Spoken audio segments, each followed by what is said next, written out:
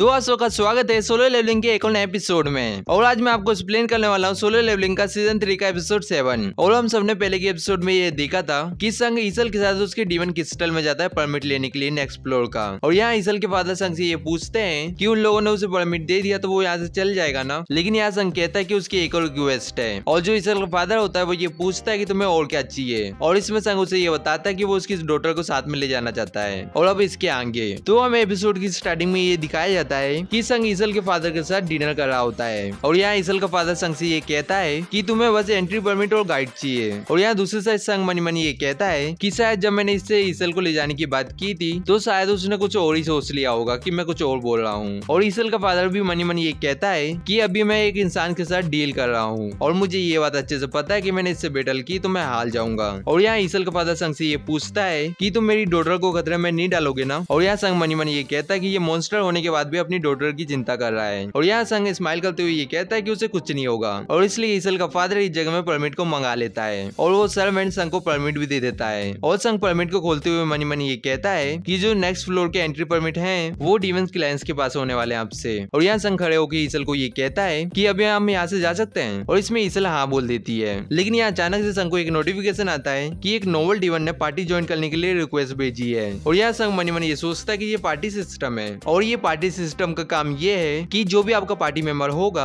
वो आपकी फाइट में जितनी मदद करेगा उसे उतने एक्सपीरियंस पॉइंट मिलेंगे। और यहाँ संग मनी मनी ये कहता है कि इसका मतलब ये है कि मैं अपने एक्सपीरियंस पॉइंट को अपने पार्टी मेंबर के साथ शेयर कर सकता हूँ। और यहाँ संग ईसल से ये कहता है कि आगे चल के हमारी किसी से बैटल हुई तो बैटल ज्वाइन करने के बारे में सोचना भी मत, क्योंकि मैं अकेला सब कुछ संभाल लूंगा। और ये सब सुनने के बाद ईसल ब्लश करते हुए हाँ कहती है। लेकिन इसे कौन समझाए कि संग अपनी एक्सपीरियंस पॉइंट को शेयर नहीं करना चाहता है, इसलिए वो इसे मना कर रहा है। और इसके बाद हमें नेक्स्ट फ्लोर में ले जाया जाता है। और यहाँ संग ईसल से ये पूछता है कि तुम अपने होल्स के बिना ठीक रहोगी। और यहाँ ईसल संग को ये बताती है कि नेक्स्ट फ्लोर में बस पार्टी मेंबर ही जा सकते हैं और इसलिए वो अपने साथ होल्स को लेके नहीं आ सकती। और इसके बाद ईसल संग को रुकने के लिए बोलती है। और वो संग को ये बताती है कि ग्रेस क्लैन इस लिक्विड को पसंद करते हैं और मेरे फादर ने सारे क्लैन के लिए गिफ्ट भेजे हैं। लेकिन यहाँ संग कहता है कि ये किस लिए है। और इसमें ईसल ये बताती है कि इससे आपको उनसे डील करने में आसानी होगी। और यहाँ संग ईसल से ये पूछता है कि तुम्हारे ग्रेस क्लैन के साथ अच्छी रिलेशनशिप है क्या। लेकिन यहाँ ईसल ये बताती है कि ऐसा नहीं है। और पहले डीमन रैम में डीमन एक दूसरे से पावर के लिए लड़ते रहते थे,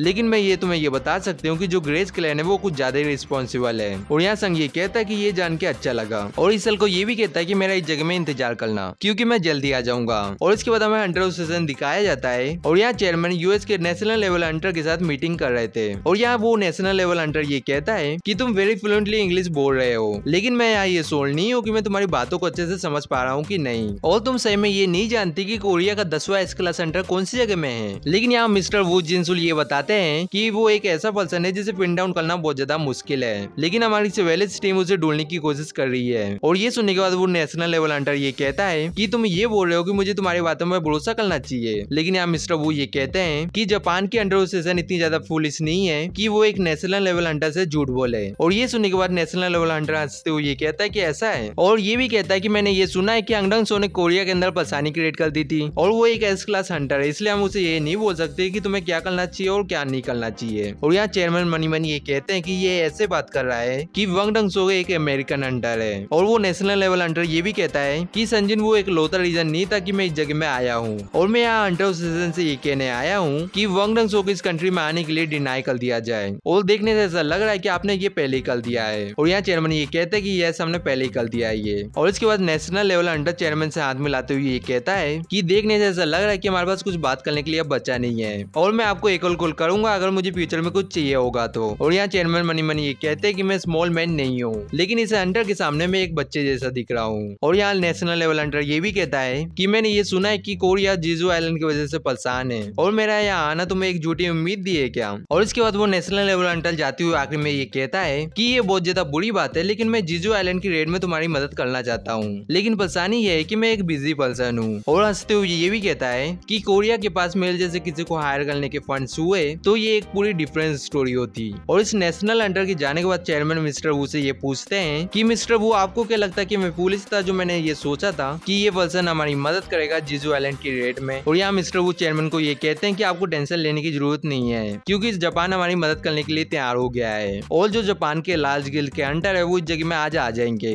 और इसके बाद हमें फिर से डीमन क्रिस्टल के अंदर ले जाया जाता है और इस जगह में संग ने इतने सारे डीमन मारे थे, इसलिए उसे बहुत सारे एक्सपीरियंस पॉइंट मिलते हैं। और यहाँ जो संग की लेवल होती है वो 87 हो जाती है। और यहाँ संग ये भी कहता है कि मुझे बहुत ज्यादा एक्सपीरियंस पॉइंट मिल रहा है, क्योंकि जो मेरे अपोनेंट है वो हाई लेवल के हैं और जो एग्रिस और टैंक थे वो भी मैक्स हो चुके थे। और यहाँ संग मनी मनी ये कहता है कि जो मेरे शैडो सोल्जर है वो तैयार हो चुके हैं नेक्स्ट लेवल में जाने के लिए, और संग उन्हें नेक्स्ट लेवल में प्रमोट होने की परमिशन दे देता है। और यहाँ एग्रिस और आयरन इवॉल्व हो जाते हैं। और यहाँ एग्रिस नाइट से लाइट नाइट में प्रमोट हो जाता है और टैंक लाइट से नाइट में प्रमोट हो जाता है। और यहाँ संग को फिर से एग्रिस और टैंक का नाम रखने का ऑप्शन आता है, लेकिन यहाँ संग उनके नाम को चेंज नहीं करता है। और यहाँ संग एग्रिस का ऑरा देख के ये समझ जाता है कि एग्रिस एक एस क्लास हंटर जितनी पावर को होल्ड करता है और जो टैंक है वो एक टॉप ए रैंक हंटर जितनी पावर को होल्ड करता है। और यहाँ ईसल संग को ये कहती है कि एक्सक्यूज मी संजय वू सर। और यहाँ संग ईसल को ये कहता है कि उसे सर बोलने की जरूरत नहीं है, लेकिन वो तब भी ये कहती है कि संजय वू सर आपको ये पता है कि आपने यहाँ आने तक आपने कितने क्लाइंट को डिस्ट्रॉय किया है। और यहाँ संग उसे ये बताता है कि अभी हम लोग 89 फ्लोर्स में है और तुम्हारे क्लाइंट को भी मैं जोड़ूं तो टोटल 9 है। और यहाँ ईसल संग को ये बताती है कि जो 19 फ्लोर के नोवेल्स हैं कि वो सारे फ्लोर्स को मैनेज नहीं कर सकते और वो लोग साइंटिफिकली स्ट्रॉन्ग है हाई लेवल के डीमन नोवेल से। और जैसे आपने हमारे क्लाइंट को रीजन दिया था वैसे आप उन्हें भी दोगे तो वो लोग खुद ही आपको परमिट दे देंगे। लेकिन इस जगह में संग ये कहता है कि अगर मैं तुम्हारे क्लाइंट से कमजोर होता तो क्या तुम लोग मुझे परमिट देते। और ये सुन के ईसल बहुत ज्यादा हैरान हो जाती है। और यहाँ संग ये भी कहता है कि वैसे भी मुझे तुम्हारे रेडिस क्लाइंट को नंबर 1 बनाना है। और यहाँ ईसल संग को ये कहती है कि मेरे क्लाइंट का नाम रीडरू है। और वो ये भी पूछती है कि संजय वो सर आप हमारे क्लाइंट के लिए इतना सब क्यों कर रहे हैं। और यहाँ संग ईसल को ये बताता है कि वो इसलिए कर रहा है क्योंकि वो उसे पसंद करता है। और ये सुनने के बाद ईसल बहुत ज्यादा ब्लश करने लगती है। और यहाँ संग मनी मनी ये कहता है कि ये मुझे जीनो की याद दिलाती है और मैं एक ऐसा काइंड पर्सन हूँ जो बेवकूफ लोगों से आसानी से घुल मिल जाता है। और इसके कुछ देर के बाद संग डीमनों को मारते हुए ये कहता है कि मुझे ईसल ने ये वार्न किया था कि 19 फ्लोर्स के पास जो डीमन है वो बहुत ज्यादा ताकतवर है और इस जगह में बहुत सारे मॉन्स्टर हैं जो क्रिस्टल को गाइड कर रहे हैं और जिन डीमन से मैंने पहले फाइट की थी जो उनसे भी ज्यादा हाई लेवल के हैं। और मनी मनी ये भी कहता है कि मैंने अपने इंटेलिजेंस स्टेज को भी बढ़ा लिया है, लेकिन इस बैटल की वजह से मेरा माना बहुत जल्दी जा रहा है और जो मेरे शैडो सोल्जर हैं वो जल्दी जल्दी डिस्ट्रॉय होते जा रहे हैं और अपने आप को रीजनरेट करते जा रहे हैं। और इसका मतलब ये नहीं है कि 19 फ्लोर्स के जो आगे के फ्लोर से मैंने उसे अपने लक्ष्य से पार किया है। और यहाँ संग 97 फ्लोर में होता है और यहाँ संग की जो लेवल होती है वो भी 90 हो जाती है। और यहाँ संग ढेर सारे डीमनों को मार भी रहा होता है। और यहाँ ईसल मनी मनी ये कहती है कि इसने रिकॉर्डो क्लैन को डिफीट कर दिया है और ये क्लैन पावर के मामले में टॉप 5 में आता था और इसने पीटोस क्लैन को भी डिफीट कर दिया है जो 4th पावरफुल क्लैन था। और इसके बाद ईसल संग से ये पूछती है कि संजन वो क्या सारे इंसान तुम्हारे जितने पावरफुल हैं। और यहाँ संग ईसल को ये बताता है कि 1-2 और होंगे। और यहाँ संग मनी मनी ये कहता है कि जो मिस्टर गोल चाइन है वो दूसरे एस क्लास हंटरों से ज्यादा पावरफुल है और जो उनसे ओरा निकलता है उससे ये पता चलता है कि जो चाइन है वो चाय जो इनसे 5 गुना ज्यादा ताकतवर है और जो एस क्लास हंटर होते हैं वो स्ट्रेंथ के मामले में एकदम डिफरेंट होते हैं और इनफैक्ट वो पावर बहुत ज्यादा ग्रेटेस्ट हो सकती है। और जो माना मीटर होता है वो एक एस क्लास हंटर की माना को मेजर नहीं कर सकता। और पहले चेयरमैन और मेरी पावर एक जैसी थी, लेकिन मैंने डीमन क्रिस्टल को क्लाइम कर लिया है तो इसलिए अब चीजें डिफरेंट है। और इसके बाद संग ईसल को ये कहता है कि तुम अब यहाँ से जा सकती हो और यहाँ मैं ये संभाल लूंगा कि अब मुझे क्या करना है। लेकिन यहाँ ईसल संग से ये पूछती है कि क्या अब वो उसके कोई काम की नहीं है क्या। और यहाँ संग मनी मनी ये कहता है कि ये फनी है। और इसके बाद ईसल को ये कहता है कि तुमने अपनी जॉब अच्छे से की है और मेरी मदद करने के लिए शुक्रिया। लेकिन ये सुनने के बाद ईसल बहुत ज्यादा उदास हो जाती है, लेकिन तब भी वो संग को ये कहती है कि वो उसके साथ जाना चाहती है और वो ये देखना चाहती है कि वो क्या अचीव करता है। और ये सुनने के बाद संग उसकी बात मान लेता है और इसके बाद ये दोनों 98 फ्लोर में जाने लगते हैं। और इसके बाद हमें दूसरे सीन में इंटरनेशनल एयरपोर्ट में ले जाया जाता है जहाँ जापान का एस क्लास हंटर गेटो रियो कोरिया आ चुका था। और यहाँ गेटो ये कहता है कि जग में हो क्या रहा है और वो ये भी कहता है कि इस एयरपोर्ट में ऐसा कोई है जो बहुत ज्यादा एक्सट्रीमली पावरफुल है। लेकिन जो उसके साथ एक लड़की आई थी वो ये कहती है कि मिस्टर गोटो वो आपसे भी पावरफुल है क्या। लेकिन गेटो उसे इग्नोर करते हुए मनी मनी ये कहता है कि शायद मैं गलत हूँ और वैसा पर्सन इस जगह में क्यों आएगा।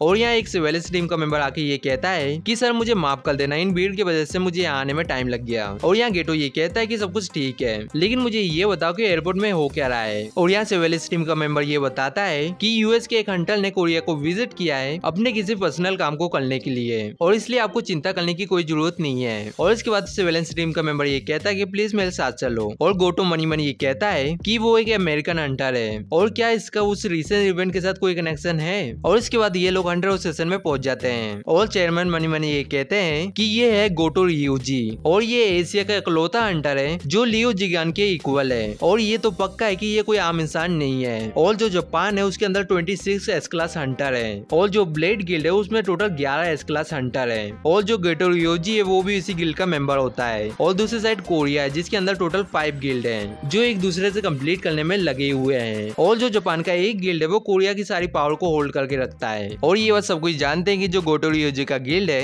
वो एशिया का सेकंड लार्जेस्ट गिल्ड है और फर्स्ट नंबर में चाइनीज गिल्ड है जो सबसे बड़ा है। और इस जगह में गोटो रियोजी के साथ जो लड़की आई थी वो अपने आप को इंट्रोड्यूस कराती है सबसे, और वो ये बताती है कि उसका नाम हानेकावा है और वो मिस्टर गोटो की ट्रांसलेटर है। और इसके बाद वो सबको ये बताती है कि रिसेंटली जो तबाही के इवेंट हुए हैं उसकी वजह से हम सबने ये फैसला किया है कि जीजो आइलैंड को ऐसे छोड़ नहीं सकते और इसलिए हम कोरिया को पूरा सपोर्ट करते हैं। और यहाँ चेयरमैन मनी मनी ये कहते हैं कि ये लोग फुल सपोर्ट करने के लिए तैयार हैं। लेकिन यहाँ गोटो रियोजी डायरेक्ट पॉइंट में आते हुए ये कहता है कि मैं इस जगह में बस एक ही रीजन की वजह से आया हूँ और मैं ये चाहता हूँ कि जो टॉप रैंकिंग के हंटर हैं उन सबको लेके एक स्ट्राइक स्क्वाड बनाऊं। और क्या क्या हाल है आप सबका इस आइडिया के बारे में। और यहाँ चेयरमैन मिस्टर गोटो रियोजी को ये कहते हैं कि तुम एक ऐसी अलायंस को क्रिएट करना चाहते हो जो एंड के कैंप पे जाके उनके ऊपर अटैक करे। और यहाँ मिस्टर गोटो रियोजी ये कहता है कि तुमने सही कहा। और यहाँ चेयरमैन ये कहते हैं कि मैं ये जानता हूँ कि जो जापान के हंटर है वो एक्स्ट्रा ऑर्डिनरी है, लेकिन जीजू आइलैंड की कॉलोनी में अटैक करना बहुत ज्यादा खतरनाक हो सकता है। लेकिन यहाँ गोटो रियोजी ये कहता है कि हम सब एक एस क्लास गेट को डील कर रहे हैं और इसलिए हमने सब कुछ पहले ही तैयार कर लिया है। और इसके बाद हानाकावा का सबको डॉक्यूमेंट देते हुए ये कहती है कि इस डॉक्यूमेंट के अंदर उन एंड की सारी डिटेल्स है। और यहाँ गोटो रियोजी ये भी बताता है कि जितनी भी एंड है वो एक ए क्लास हंटर जितनी पावर को पोजेस करती है और उन एंड के पास एक कमजोरी भी है और वो कमजोरी है उनका लाइफ स्पैन जो बहुत ज्यादा कम है, क्योंकि जो एंड है वो बस एक ही साल जीने के केपेबल है। और अगर हम लोगों ने एंड क्वीन को मार दिया तो जो जीजू आइलैंड के एंड है वो एक ही साल के अंदर मारे जाएंगे। और यहाँ चेयरमैन मनी मनी ये कहते हैं कि बस हमें क्वीन को मारना है, लेकिन ये प्लान रियलिस्टिक साउंड कर रहा है, लेकिन रियलिटी है कि एंड क्वीन को मारना बहुत ज्यादा मुश्किल होने वाला है और ये 1000 एंड को डिफीट करने जैसा है। लेकिन इसके बाद चेयरमैन ये कहते हैं कि तुम ये जानते हो ना कि जो एंड है वो अपनी क्वीन के लिए अपनी जान भी दे सकते हैं। लेकिन यहाँ गोटो रियोजी ये कहता है कि ऑफ कोर्स मैं ये बात जानता हूँ और हम 1000 एंड को छोड़ के डायरेक्ट क्वीन को कैप्चर कर लेंगे, क्योंकि हम लोगों को उन लोगों से फाइट करना ही नहीं पड़ेगा अगर हम लोग उन्हें टनल से बाहर निकाल दे तो। लेकिन यहाँ एक मेंबर ये कहता है कि ये होना इम्पॉसिबल है, लेकिन गोटो रियोजी ये बताता है कि ऐसा होना पॉसिबल है और ऐसा 3 बार हो चुका है। और ये पहले हुआ था जब साउथ कोरिया के जो हंटर है वो जीजू आइलैंड में एक मिशन के लिए गए थे और एंट ने उन टनल को छोड़ दिया था उनसे बैटल करने के लिए। लेकिन यहाँ एक सर्वेलेंस टीम का मेंबर ये कहता है कि ये इम्पॉसिबल है। लेकिन यहाँ हानाका ये बताती है कि इस इवेंट को कंफर्म किया गया है हमारे मानर रीडर से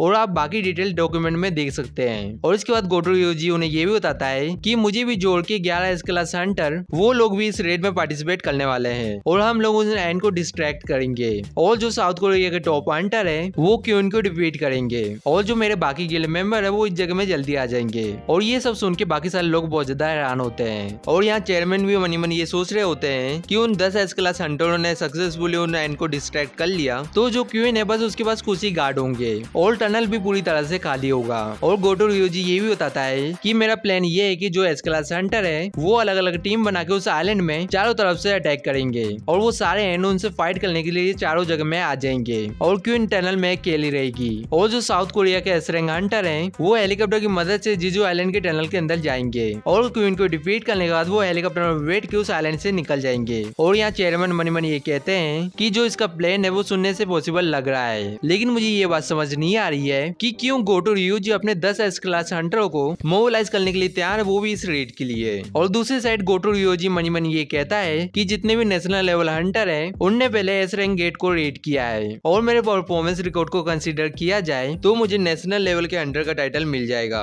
जीजू आइलैंड की रेड को कंप्लीट करने के बाद। और मुझे नेशनल लेवल का टाइटल मिल गया तो ये जापान के लिए एक अच्छा बेनिफिट होगा। और यहाँ हम लोग एक एस क्लास गेट के बारे में बात कर रहे हैं, तो इस रेड के लिए मैंने 10 एस क्लास हंटरों को अच्छे से चुना है और इसकी वजह से रिस्क भी कम होगा। और साउथ कोरिया के पास कोई भी अच्छा रीजन नहीं है जिससे वो मेरे ऑफर को मना कर दे। और मुझे ये पता है कि ये एक अच्छा तरीका नहीं है, लेकिन नेशनल लेवल हंटर बनने के लिए मेरे पास और कोई रास्ता नहीं है। और यहाँ चेयरमैन भी मनी मनी ये सोच रहे होते हैं कि जापान की तरह हमारे पास ज्यादा एस क्लास हंटर नहीं है और कोरिया के अंदर बस 8 एस क्लास हंटर ही है और 8 में से 6 हंटर इस रेड में पार्टिसिपेट कर सकते हैं। और मैं बहुत ज्यादा ओल्ड हो गया हूँ इसलिए मैं ज्वाइन नहीं कर सकता और जो म्यून बोंग है वो रिटायर हो चुका है। और ये जो प्लेन है वो कोरिया के हंटरों के साथ बस पॉसिबल नहीं है। और रियल क्वेश्चन तो ये है कि हम इतने केपेबल हैं कि हम एस क्लास डंजन के बॉस को डिफीट कर पाए और क्या हम लोग क्वीन को डिफीट कर पाएंगे। और ऐसा होना पॉसिबल है अगर संजिन वो हमारी रेड को ज्वाइन करे, क्योंकि उसने टॉप के 1 क्लास डंजन को अकेले क्लियर किया है। और जो एंट है वो बहुत जल्दी वॉल होते जा रहे हैं और जो एंट की पूरी आर्मी है उन्हें भी जल्दी उड़ने की एबिलिटी मिल जाएगी और हम इस रेड के लिए ऑल डिले अफोर्ड नहीं कर सकते। और इसके बाद चेयरमैन गोटो रियोजी को ये कहते हैं कि मैं आपकी बात एकदम अच्छे से समझ गया हूँ और हम लोग इन डॉक्यूमेंट को एक बार अच्छे से देख लें, उसके बाद हम आपको प्लान की डिटेल सेंड कर देंगे। और इसके बाद यहाँ से सीन शिफ्ट होता है और हमें डिवन क्रिस्टल के अंदर ले जाया जाता है और यहाँ संग 100 फ्लोर में जाने के लिए एकदम तैयार होता है और जो संग की लेवल थी वो 93 हो गई थी। और यहाँ संग 100 फ्लोर में आके मनी मनी ये कहता है कि ये है फाइनल फ्लोर्स, लेकिन यहाँ संग ये नोटिस करता है कि उसके ऊपर एक ड्रैगन होता है जो नीचे आके लैंड होता है और उस ड्रैगन के ऊपर डीमन किंग ब्रेन होता है। और यहाँ संग उसे देख के मनी मनी ये कहता है कि इसकी जो फोर्स है वो बहुत ज्यादा है और क्या मैं इस मॉन्स्टर को डिफीट कर पाऊंगा। और ये एपिसोड यहीं पे खत्म हो जाता है। और अभी तक आपने वीडियो को लाइक और चैनल को सब्सक्राइब नहीं किया है तो क्या कर रहे हो यार, वीडियो को लाइक करके चैनल को सब्सक्राइब कर लो। और मैं आप सबको ये बता दूं कि मैं ओमनीसेंट रीडर को भी एक्सप्लेन करने वाला हूँ और ये मानव सोलो लेवलिंग के बाद तीसरे नंबर में आता है। और हम सब मिलेंगे किसी नेक्स्ट वीडियो में। सायोनारा।